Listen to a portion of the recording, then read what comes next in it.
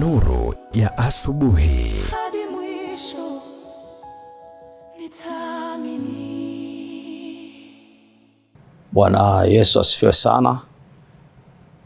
Kwa majina yangu ni mchungaji Emmanuel Dominic kutoka kanisa la Tanzania Assemblies of God hapa Dar es Salaam.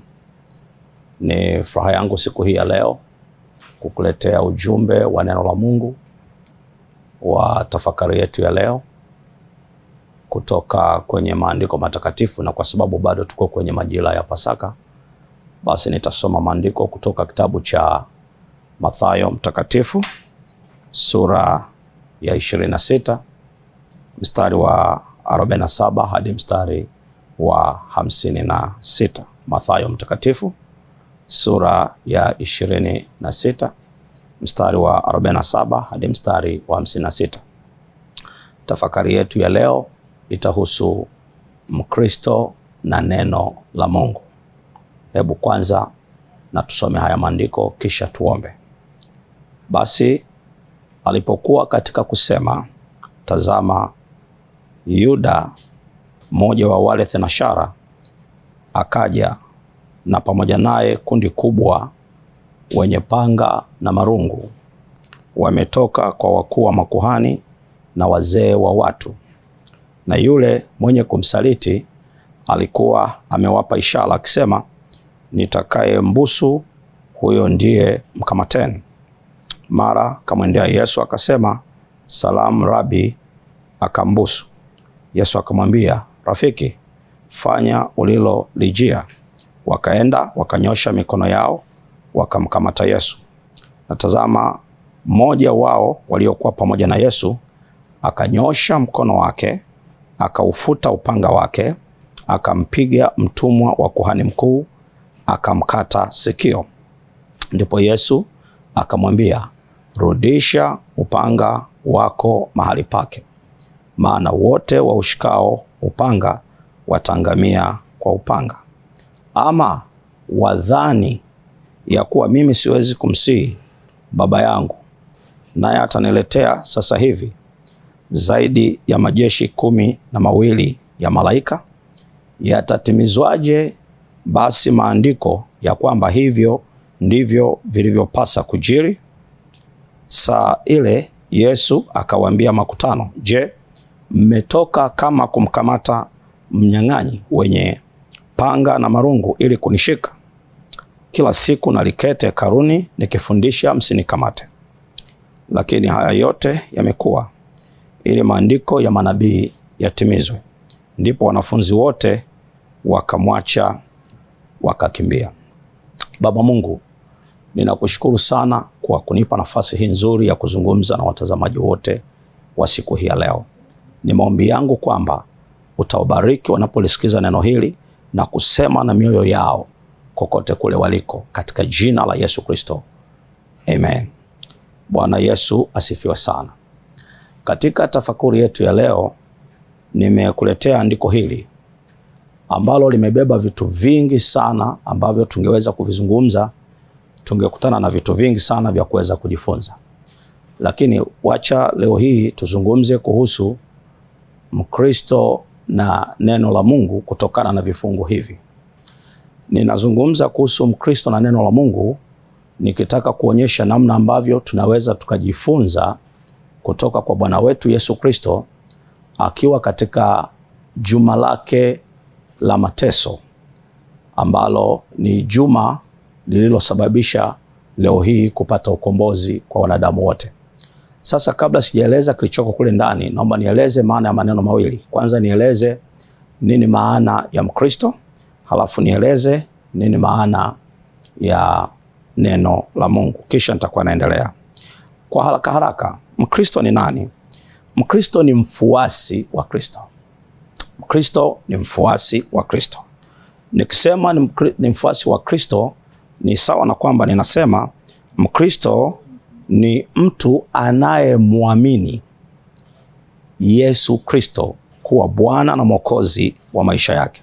Au ni kusema Mkristo ni mtu aliyeathiriwa na maisha na huduma ya Yesu Kristo. Ni mtu anayeishi kwa kudhihirisha athari za yeye kukutana na Yesu au mafundisho ya Yesu katika maisha yake.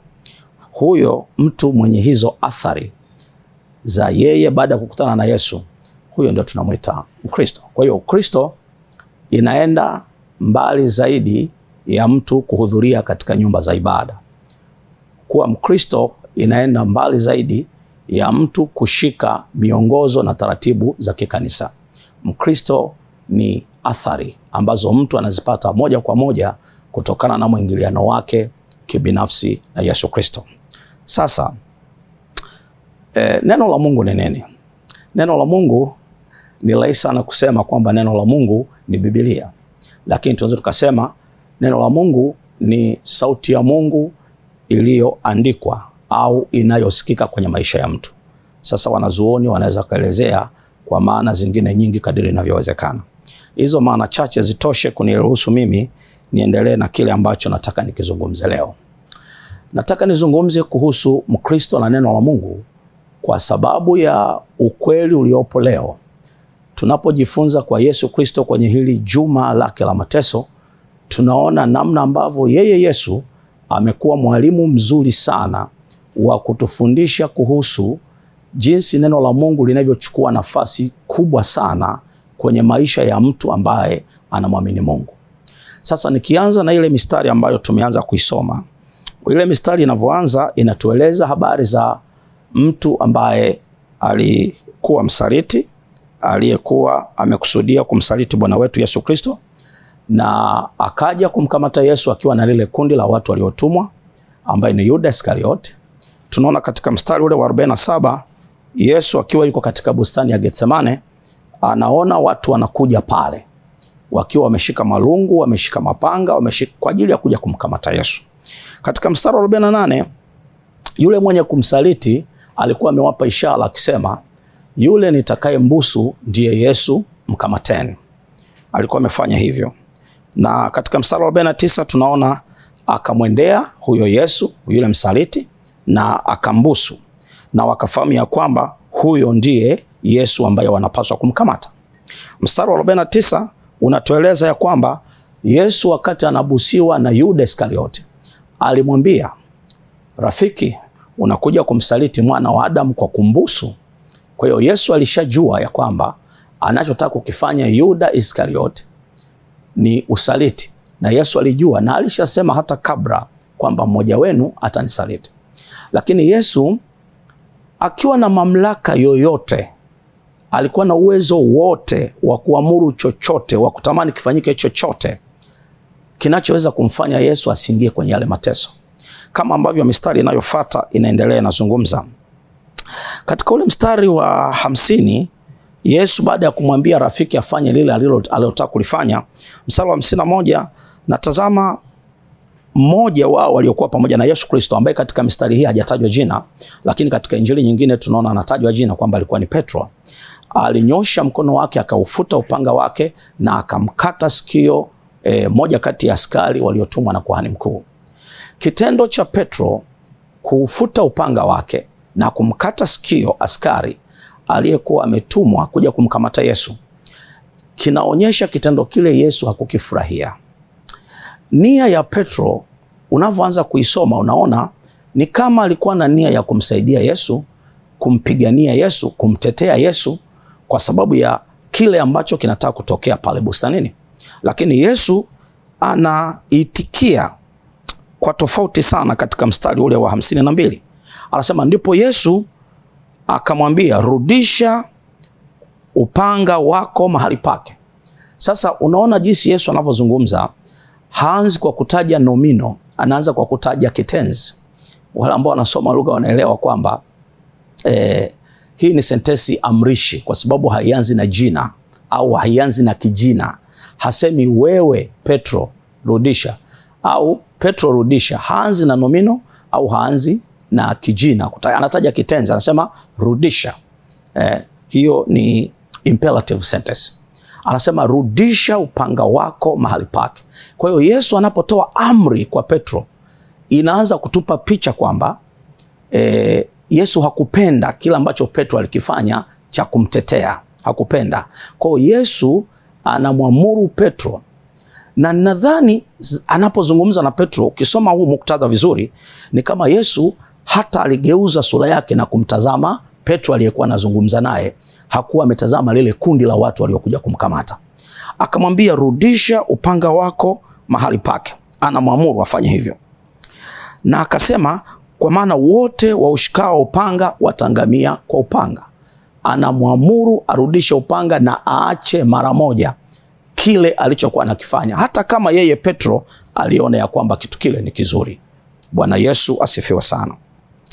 Lakini anasema hivi katika ule mstari wa 53, Yesu bado anaendelea kuzungumza na Petro. Anamwambia hivi, ama wadhani ya kuwa mimi siwezi, ama wadhani ya kuwa mimi siwezi kumsihi Baba yangu, naye ataniletea sasa hivi zaidi ya majeshi 12 ya malaika? Ama unadhani siwezi? Yani Yesu Kristo anataka awe na hakika kwamba Petro anaupata ujumbe sawa sawa. Kwanza anamwamuru rudisha, lakini anamwambia, ama Petro nadhani kitendo cha mimi kuwepo katika bustani ya Getsemane na watu wengine wanakuja kunikamata mimi, umekaa na mimi kwa muda wa miaka 3 na miezi 6, nimefanya miujiza wewe ukiona, nimeponya watu wewe ukiona, nimefufua watu wewe ukiona, hivi unadhani mimi ni dhaifu kiasi ambacho nahitaji kusaidiwa na wewe Petro? Unadhani ya kwamba mimi ni mnyonge kiasi ambacho ninahitaji usaidizi wako? Rudisha upanga wako mahali pake. Mimi nina uwezo wa kumsihi Baba yangu wa mbinguni, naye akanitumia sasa hivi zaidi ya majeshi 12 ya malaika. Hazungumzi kuhusu malaika 12, anazungumza kuhusu majeshi 12. Kwa hiyo jeshi moja litakuwa na malaika wangapi? Nilikuwa nasoma mahali fulani kwa machapisho fulani, sio lazima iwe sahihi, lakini jeshi moja linakuwa na angalau askari 6,000. Sasa kama hivyo ndivyo, maana yake wewe ufanye 6,000 hiyo izidishe mara 12. Utafahamu ndani ya muda mfupi sana kama hiki Yesu alichokuwa nakisema kingeweza kufanyika katika bustani ya Eden, pangetokea historia ngumu sana inayohusu maisha ya watu, kwa kushusha lile jeshi la malaika zaidi ya jeshi la majeshi 12 ya malaika. Kwa hivyo Yesu Kristo anapozungumza haya maneno ni kama anajenga hoja kwenye ufahamu wa Petro. Najaribu kufikiri katika mstari wa 53 anapojieleza hivyo, na tayari yupo kwenye hatari, askari wako pale wana silaha, wanamaanisha wanataka kumkamata Yesu. Yesu anasema, ama unadhani siwezi kumsihi Baba yangu wa mbinguni, naye akaniletea sasa hivi zaidi ya majeshi 12 ya malaika? Petro anasikia ameshaamuliwa rudisha upanga mahali pake, na hii ni kama ni wakati wa vita, ni wakati wa kupigana. Na Petro kwa mapenzi mema kabisa na kwa nia nzuri kabisa anatamani amuokoe, naweza nikasema hivyo, amsaidie, amtetee bosi wake ambaye wameishi naye vizuri kwa muda wa miaka 3 na sasa na miezi 3 na miaka 3 na miezi 6. Sasa anaona ilikuwa ni haja kama mfuasi wa Yesu Kristo ampiganie, lakini Yesu anamzuia. Haishi kumzuia, anaongeza taarifa ambazo zinajenga maswali. Hasa kama Bwana Yesu una uwezo wa kumsihi Baba yako wa mbinguni akakushushia zaidi ya majeshi 12 ya malaika, na what are you waiting for? Waite, waje, washushe hao ili watusaidie, kwa sababu kipindi hiki hawa hawajaja kutafuta, hawajaja kufanya mapumziko Getsemane. Hawa askari wamekuja kukukamata, na hawa si watu wazuri. Tumewaona wakikufuatilia kwa muda wote tukiwa katika huduma. Wamekuja sasa usiku kwenye bustani hii, si watu wazuri. Huu ulikuwa ni wakati wa kupigana na kufanya vita. Wakati huo hawa wanafunzi wa Yesu ni kama hawakumbuki kile ambacho Yesu alikuwa amesema nao kwamba atakamatwa. Sasa Petro anajiuliza, kama Yesu Kristo ana uwezo wa kufanya hayo maajabu, si ufanye Baba? Katika mstari wa 54 anataja sababu ya kwa nini anamzuia Petro. Anataja sababu ya kwa nini licha ya kwamba Yesu Kristo anaweza kumsihi Baba wa mbinguni na akashusha zaidi ya majeshi 12 ya malaika na wakampigania katika bustani ya Getsemane kwa muda mfupi na majibu yakatokea. Kwa nini hafanyi hivyo? Na hicho ndicho ambacho nataka niseme na wewe leo hii. Anasema hivi katika mstari ule wa 54, anasema yatatimizwaje basi maandiko ya kwamba hivyo ndivyo vilivyopasa kujiri? Kwa nini Yesu hataki kupiganiwa? Kwa nini Yesu hahitaji msaada wa malaika kutoka mbinguni ambao ulikuwa ndani ya uwezo wake? Kwa nini? Na anakuwa tayari, anajua kwamba kitakachompata muda mfupi ujao kitagharimu uhai wake, kitagharimu afya yake, kitagharimu amani yake. Kwa nini anakuwa tayari kwa ajili ya hayo? Anakuwa tayari kwa ajili ya hayo kwa sababu kinachotaka kutokea na kinachotokea ni kile kilichoandikwa, ni kile kilichotabiriwa. Yeye Yesu yuko pale kutimiza andiko ambalo lilikuwepo kwa ajili yake. Kwa hiyo Yesu hafanyi kama sehemu ya kuonyesha heshima kwenye neno la Mungu, ya kuonyesha heshima kwenye neno lililotolewa na manabii kuhusu maisha yake. Kwa hiyo Yesu anaona ya kwamba ni muhimu sana neno kwake, neno la Mungu kwake yeye liweze kutimia kuliko furaha na amani itakayotokana na yeye kukwepa ama kuzuia utimilifu wa neno lililotabiriwa kuhusu yeye.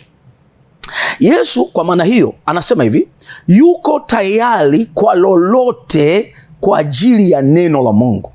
Yuko tayari kukamatwa na kupigwa na kudhalilishwa na kusurubishwa na kufa kwa ajili ya neno la Mungu, si kwa ajili ya jambo jingine. Yuko pale kuhakikisha neno la Mungu linakamilika kama lilivyo, hata kama litagharimu uhai wake.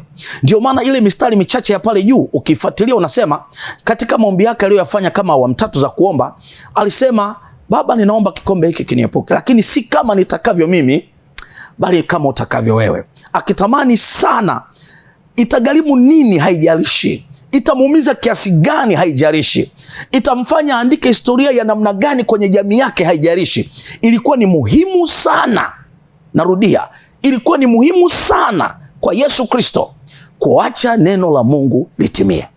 Alikuwa tayari kwa lolote. Ukifuatilia maandiko pale, anasema katika mstari wa 55, anasema saa ile Yesu akawaambia makutano. Sasa anahamisha uso wake kutoka kwa Petro, sasa anawageukia hawa waliotumwa na kuhani mkuu na wazee. Anawageukia wao sasa, kwa sababu ameshamalizana na Petro, anawageukia wao. Anawaambia hivi, je, mmetoka kama kumkamata mnyang'anyi wenye panga na marungu ili kunishika? Mmetoka kama kumkamata mnyang'anyi wenye mapanga na marungu ili kunishika mimi?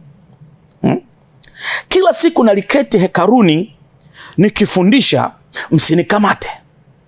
Mchana, jioni, asubuhi nilifundisha, msinikamate. Anaendelea anasema, lakini haya yote yamekuwa ili ili maandiko ya manabii yatimizwe.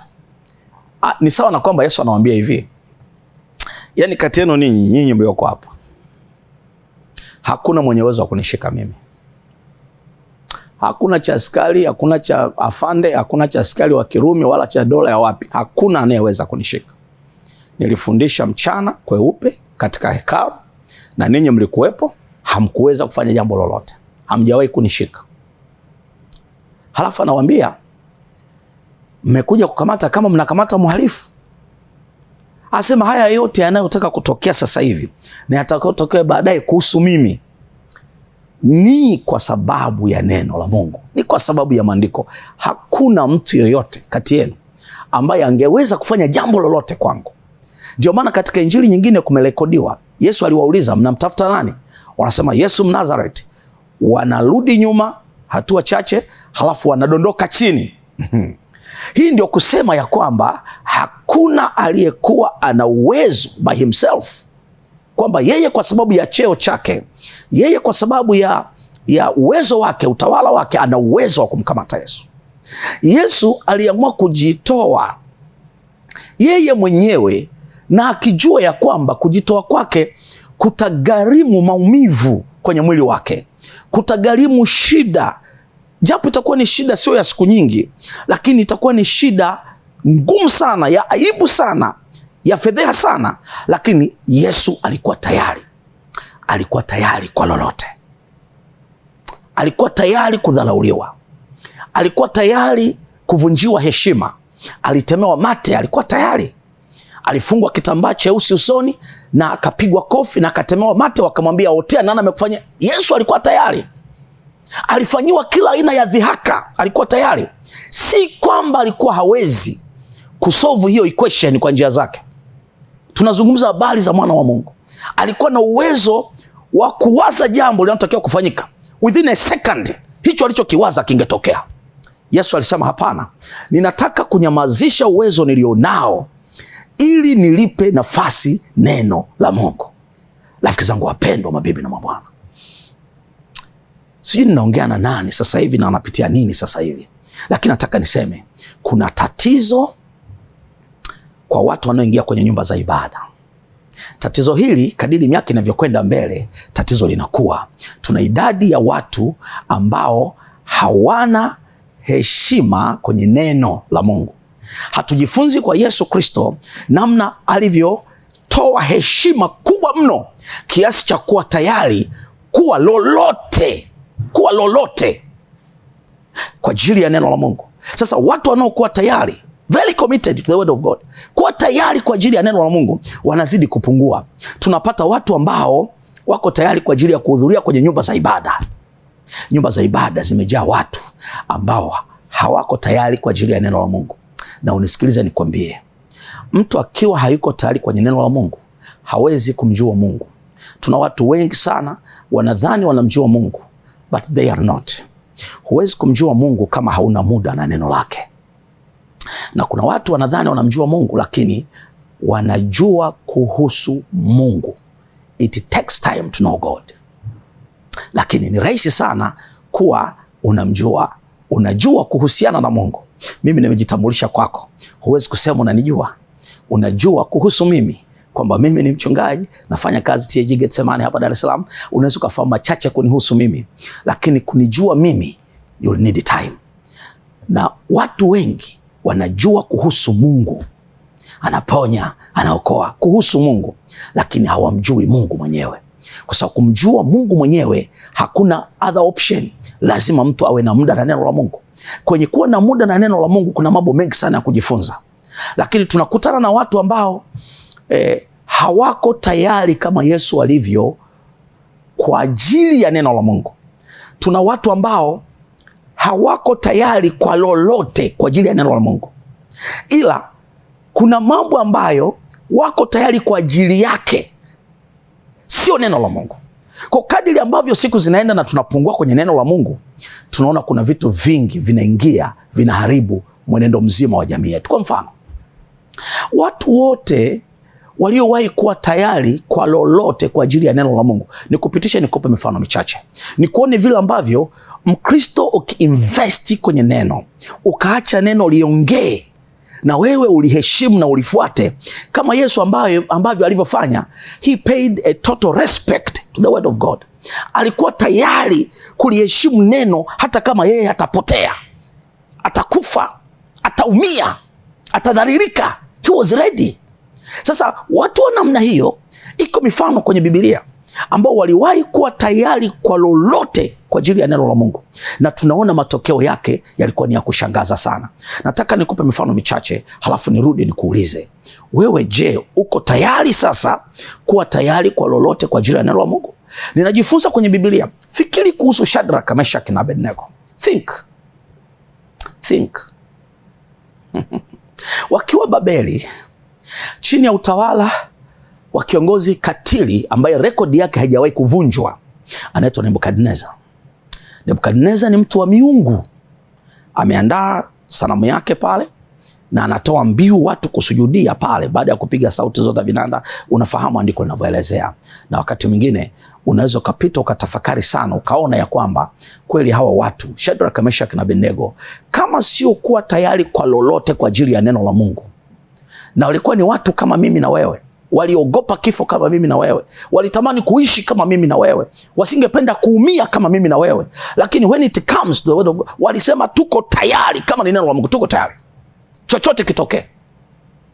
Sasa nakuuliza, kwani Shadraka, Meshaki na Abednego walipokuwa wameonyesha heshima to the climax, heshima ya mwisho kabisa ya kwamba tutasimama na maelekezo ya Mungu, nini kiliwapata?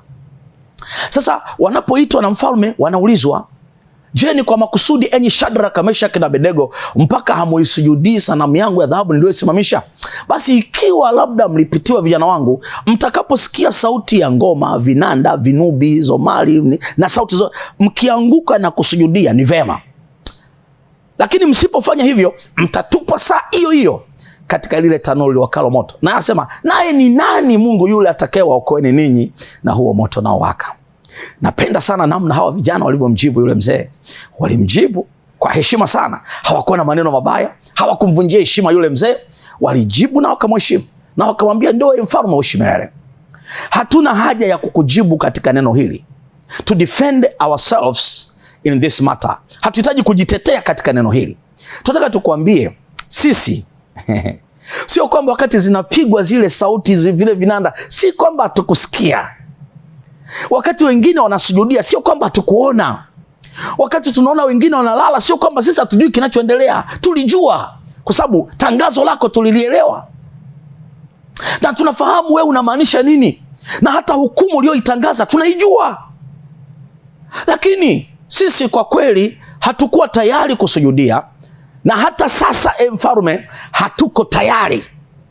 Na kuhusu nani atakayetuokoa, wanamwambia Mungu wetu sisi anaweza kutuokoa na moto, anaweza kutuokoa na mikono yako mfalme. Lakini hata kama si hivyo, yani ni kesi Mungu akaamua kuchagua kwamba hata tuokoa na mikono yako, hata tuokoa na tanuri ya moto, tunataka mfalme ujue ya kwamba sisi vijana watatu hatuko tayari. Ilikuwa ni lugha inayoeleweka.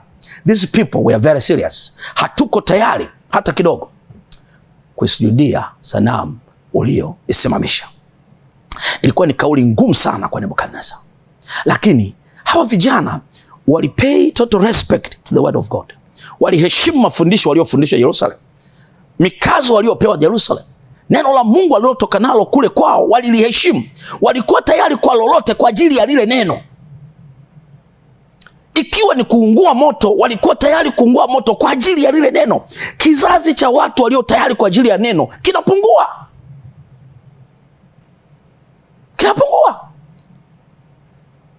Inawezekana wewe pia ni mtu ambaye hauko tayari kwa lolote kwa ajili ya neno la Mungu, ila uko tayari kwenda kwenye nyumba ya ibada, ila uko tayari kufanya huduma makanisani, uko tayari kuimba kwaya, lakini neno linalokuongoza, linalokuambia ndio na hapana, hauko tayari kulisimamia.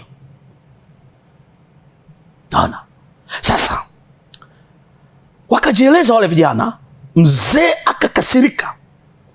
Biblia inasema uso wa Nebukadnezar ukakunjamana, ukabadilika, akaghadhabika. Sijui hata ilikuwaje, akatoa amri kwenye serikali yake, nataka nione moto unachochewa mara 7 kuliko kawaida yake. Right now wanapishana pale, staffs wa ikulu na nini, pishana pale, hakikisha moto tunauchochea mara 7. Kama ni kuweka kuni, kama ni kufanyia, wajue cha kufanya. Halafu vijana wanauona moto. Najua kwamba walitamani kuishi, lakini when it comes to the word of God, walikuwa tayari kwa lolote. Sasa nakuuliza, waliteketea Shadraka, Meshaki na Abednego? No, walikuwa watatu. Walipotupwa kwenye moto walikuwa 4. Mungu alimtuma malaika wake kuja kuwaokoa wale walio tayari kwa lolote kwa ajili ya neno. Fikiri kuhusu mfano mwingine. Sijui unafahamu kuhusu Daniel akiwa na rafiki yake mpendwa anaitwa Dario, mfalme. Mimi sijajua una marafiki wa namna gani, lakini Daniel alikuwa na rafiki mfalme Dario. Maandiko yanaonyesha vizuri sana. Dario alitamani kumwokoa rafiki yake kipenzi Daniel aliyehalifu sheria ya Mungu ya mfalme kwa makusudi. Badala ya kuomba kwa Mungu kwenye miungu, yeye alifungua madirisha na akafanya ibada yake kwa Mungu wake aliye hai, kama alivyokuwa akifanya tangu zamani. Na ilikuwa imezuiliwa watu kuomba kwa Mungu mwingine isipokuwa kwa Mungu wa Dario. Sasa Daniel alisema no way, haitawezekana, nitaendelea na Mungu wangu. Na alijua ya kwamba ile marufuku imekwisha kutiwa sahihi, imekwisha kutiwa muhuri. Lakini Danieli amelelewa kwenye mafundisho ya neno la Mungu. Anajua Mungu maana yake nini, anajua neno la Mungu maana yake nini, anajua fundisho sahihi maana yake nini. Danieli alisema sijui kitakachonigharimu, lakini niko tayari kwa lolote kwa ajili ya neno la Mungu. Alifanya ibada, alimuomba Mungu wake na aliishi katika huo msimamo. Daniel akakamatwa. Dario rafiki yake kipenzi, si kama naongea na wewe kwamba unaweza ukawa na rafiki lakini kuna kona fulani haiwezi kukusaidia, rafiki yako hawezi kukusaidia. Danieli alikuwa na rafiki mfalme wa nchi, hakumsaidia Daniel. Danieli alisaidiwa na Mungu ambaye aliliheshimu neno lake.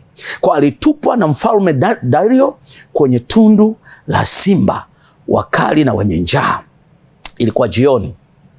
Mfalme akarudi nyumbani, hakulala usingizi maana ni rafiki yake, ameshindwa kumsaidia. Asubuhi Dario alikuja pale mapema sana kwenye ule mlango wa tundu la simba, akaita, Danieli, Danieli, mtumishi wa Mungu aliye hai, je, Mungu wako amekuokoa na hao simba? Akasikia sauti ya unyenyekevu na ya ujasiri sana kutoka kwenye lile tundu la simba wenye njaa, na simba wakiwa mumle ndani. Sijui kama kuna mtu ananielewa ya kwamba yuko Mungu anayelitazama neno lake, kama Biblia inavyosema, anatazama neno. Hilo neno ni kwa kiasi gani mtu amelifanya kuwa maisha yake. Laiti kama kizazi hiki tungeheshimu neno, sijui nisemeje, nataka niseme hivi, hata 25% tusingekuwa hapa tulipo. Danieli akasema ndio mfalme, Mungu wa mbinguni amemtuma malaika naye ameyafunga makano ya simba, ameniokoa, hawajanifanya chochote, kwa kuwa mbele zake mimi sikukosa neno, na hata mbele zako mfalme sijakosa neno lolote. Bwana Yesu asifiwe sana. Katika Pasaka hiyo, kwenye Pasaka hii, jifunze kwa Yesu namna alivyoheshimu neno la Mungu kiasi cha kumzuia Petro asimtetee, ila neno litimie, cha kumwambia Petro, rudisha upanga wako alani mwake ili neno litimie. Fikiri kuhusu namna ambavyo aliwakemea waliomtetea ili neno litimie. Anasalenda kwenye serikali itakayomwadhibu na hakuwazuia, anawaambia ni mimi hapa, nikamateni ili neno litimie. Alikuwa tayari kwa lolote kwa ajili ya neno la Mungu. Leo hii tuna watu ambao wako tayari kwa lolote kwa ajili ya biashara zao, wako tayari kwa lolote. Anakuambia hivi, isijasikia kitu, anakuambia hivi, bro, cheza na mimi usicheze na biashara yangu, cheza na mimi usicheze na biashara yangu. Kwa sababu biashara yake, yuko tayari kwa lolote kwa ajili ya biashara yake. Yuko tayari kwa lolote kwa ajili ya mtoto wake. Yuko tayari kwa lolote kwa ajili ya mume wake. Yuko tayari kwa lolote kwa ajili ya mke wake, na hayuko tayari kwa lolote kwa ajili ya neno la Mungu. Ninakuita, fanya maamuzi ya kuwa tayari kwa lolote kwa ajili ya neno. Kuwa na muda wa kujifunza neno, kulielewa neno na kumwomba Mungu, nisaidie, nataka nilishike neno lako vizuri. Mtazamaji wangu, nataka nikuombee.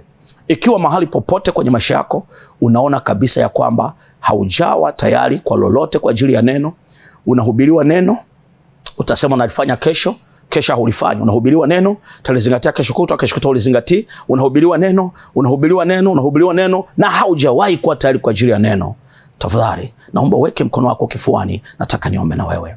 Baba, katika jina la Yesu Kristo, ninaomba na mtazamaji wangu huyu ambaye ni kweli anaona amekuwa tayari kwa lolote kwa ajili ya mambo mengi mengine na ameyafanya vizuri hayo mambo mengine, lakini iko sauti namkumbusha kwenye moyo wake kwamba hajawa tayari kwa ajili ya neno lako katika maeneo mengi. Hajatumia nguvu kushika neno na kuliishi neno katika maeneo mengi ya maisha yake. Ametumia nguvu nyingi kuendesha maisha yake na kuyafanya yaende. Baba, ninakuomba kwa utukufu wako mwenyewe ukasimame na mtazamaji wangu huyu, kwa sababu yako maamuzi yanazaliwa ndani mwake, nami ninayatamia hayo maamuzi kwa nguvu ya jina la Yesu. Ninaondoa uzembe wa kuliishi neno, ninaondoa udhaifu wa kulielewa neno, ninaondoa udhaifu na ukame wa kuto kujifunza neno kwa nguvu ya jina la Yesu Kristo wa Nazareti hai. Kama ambavyo yeye anakusudia, anaona shauku kwanza kuliishi neno, ndivyo ninavyofanya kwake hata sasa. Bwana, ukamtokee na kumuimarisha. Na ninaomba kwa ajili ya wagonjwa hawa siku hii ya leo, wale ambao wanatamani Bwana kuona mguso wako na wanaamini juu ya nguvu ya uponyaji kutoka kwenye jina la Yesu. Natamka uponyaji wako kwenye maisha yao. Ninavunja na kuharibu magonjwa na kila aina ya roho inayoshambulia na udhaifu wote wa kiroho unaoattack kwa jina la Yesu Kristo hai. Ninaharibu kila kifungo kinachofunga maisha yao. Ninaharibu kila mchezo mchafu wa kuzimu unaoendelea kwenye maisha yao kwa nguvu ya jina la Kristo hai.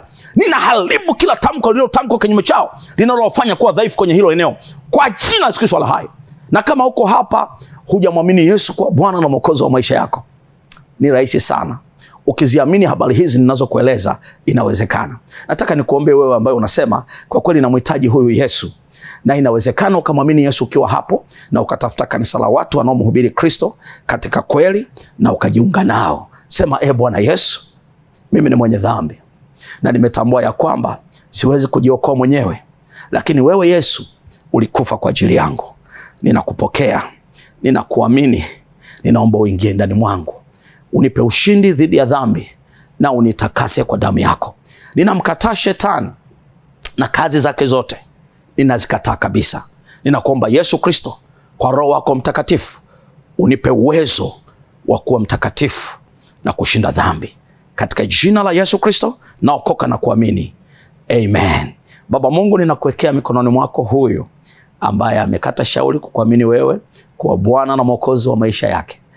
Ninakuomba usimwache. Najua hujawahi kumwacha mtu. Ninaomba kwa ajili yake ukamsaidie asimame imara, na wewe Bwana uwe kiongozi wake na ukafanya maajabu kwenye maisha yake, ukijifunua kwake na ukimlea na kumkuza katika njia iliyo sahihi. Baba, ninakushukuru katika jina la Yesu Kristo wa Nazareti aliye hai. Amen. Amen. Mungu wa mbinguni awabariki sana. Mpaka wakati mwingine, Mungu akubariki. Asante.